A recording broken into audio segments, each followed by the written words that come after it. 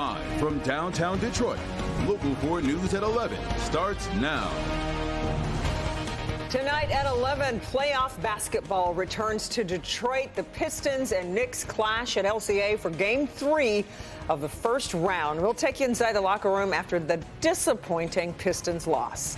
Also ahead, more details come to light on what caused police to raid several homes of student activists this week. See what the Attorney General's office is now saying. But first, it's a story we've been tracking from the very start. A couple is now charged for operating a suspected human trafficking ring out of a massage parlor that they owned. Tonight, the Oakland County prosecutor is sharing heartbreaking details of abuse victims had to endure. And this case involves Paul Katterman and his wife, Soo-Won Won. The couple owns massage parlors in Commerce Township, Farmington Hills, and Westland. That's right, and prosecutors say the two forced women to work at their business, offering sex acts for little to no pay. Jacqueline Francis is live in Farmington Hills with an inside look at this investigation. Jacqueline. Kimberly and Ty, we were here at this massage parlor last month when that bust first happened. We're back here again tonight. It looks exactly the same. The doors are locked, the windows are covered, but we now know the owners, a husband and wife, have both been arrested and are facing serious charges. This is so prevalent, and it is literally right under our noses. Right under our noses. That's what was happening at this Farmington Hills massage parlor, according to Oakland County prosecutor Karen McDonald. The most startling aspect of this is that these are establishments that are considered legitimate by your everyday person in the county. They wouldn't ever guess that something like this is going on. Last month, Soo-Won Won was arrested and charged, and this week her husband, Paul Katterman, was also taken into custody, charged with similar crimes, including keeping a house of prostitution and running a human trafficking enterprise. The women in cases like these are brought from a different country. They don't have citizenship. They don't have a legal status here. They don't have income. They are often trapped because they're staying in these establishments. Officials say the four women rescued in last month's bust were forced to live in the massage parlors with little to no money. So they're trapped. I mean, it really is modern-day slavery. McDonald's message about these illicit massage parlors is this is not a victimless crime. Those are victims, and they are right here in our community. The Oakland County Prosecutor's Office tells me they are just getting started, repeatedly saying to expect more cases like this one after the Prosecutor's Office and law enforcement underwent special training last year to curb human trafficking in our community. Reporting live in Farmington Hills, Jacqueline Francis, Local 4. Jacqueline, we mentioned the four survivors. What more do we know about them? They were rescued last month. That's a good question, and the answer is tricky. The prosecutor tells me that they are with a local organization that is helping to support them. That organization works with survivors, but she did say there are a lot of obstacles in this case, and that's really all she could tell me, wanting to respect their privacy. But it's definitely a challenge. Yeah, can understand that. Okay, Jacqueline Francis, we appreciate it.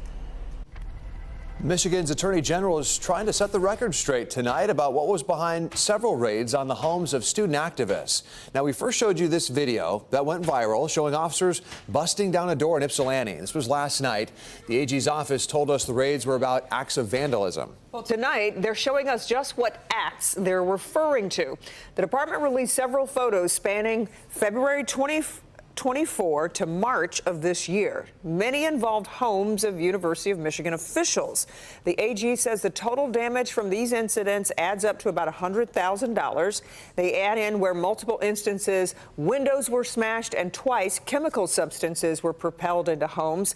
At every scene, political slogans and messages calling for the end of the war in Gaza were left behind. As of tonight, though, no charges have been filed. A coalition of student groups fighting for Palestinian liberation released a statement about the raids. They claim officers presented, quote, unusual search warrants before seizing electronics and belongings. And they add, quote, Dana Nessel frames herself as a Democratic bulwark against the Trump administration, yet has demonstrated continuous collaboration with Trump's federal government to repress the popular movement for Palestinian liberation. end quote.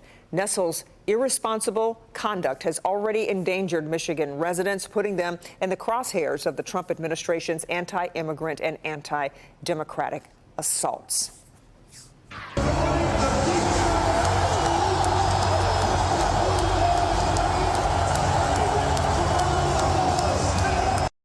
Well, it was great to see Little Caesars Arena rocking tonight, even if the game didn't end the way we wanted it to.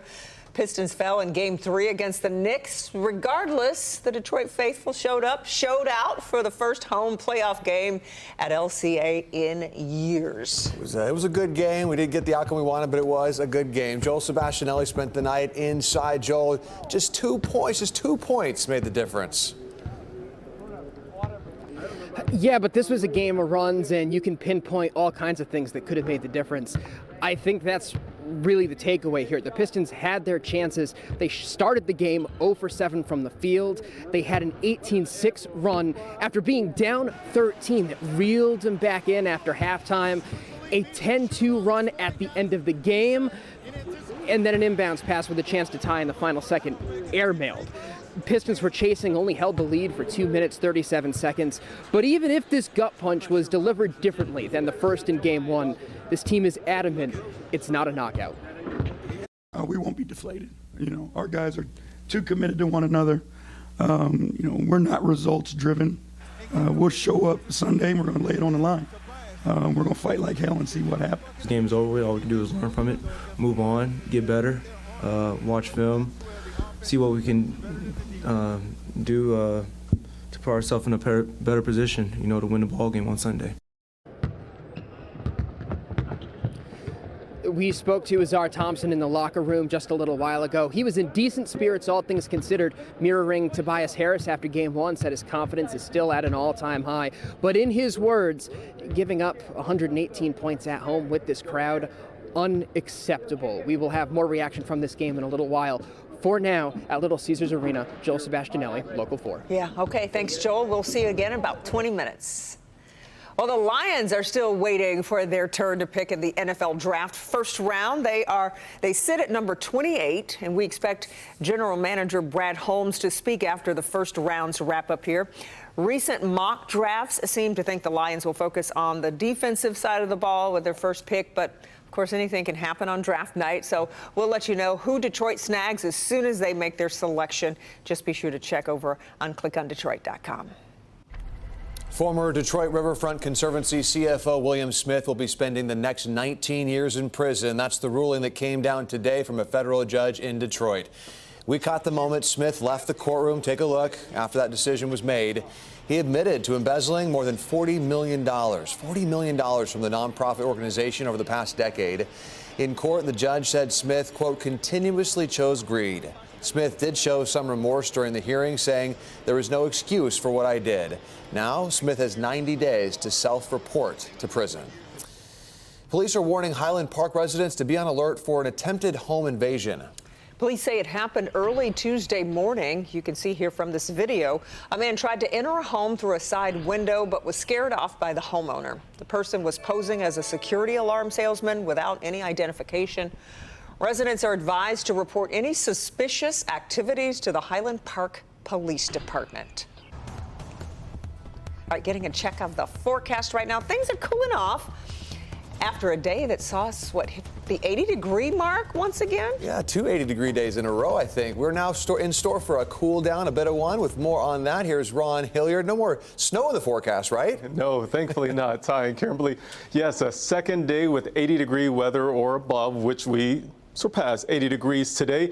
It is still a pleasant and warm evening. Tomorrow will be a little cooler, but still above normal with the temperatures. Right now, we're in the 60s in Metro Detroit, and the winds are very light, so comfortable conditions here. The clouds are building, though, and we have some rain showers that we're tracking that are going to be heading in our direction. Those will be arriving tomorrow afternoon, and with them, the chance of some thunderstorms as well. So here's what we're expecting as we're heading out tonight. Maybe you're heading back home watching this on stream. Well, those temperatures are hovering right now in the lower to mid 60s. Overnight, finally getting down into the 50s. That's not cold at all. So I'm going to talk about that chance of shower activity and thunderstorms for tomorrow. The temperatures that are going to be near normal to above normal for the coming week. That is all ahead.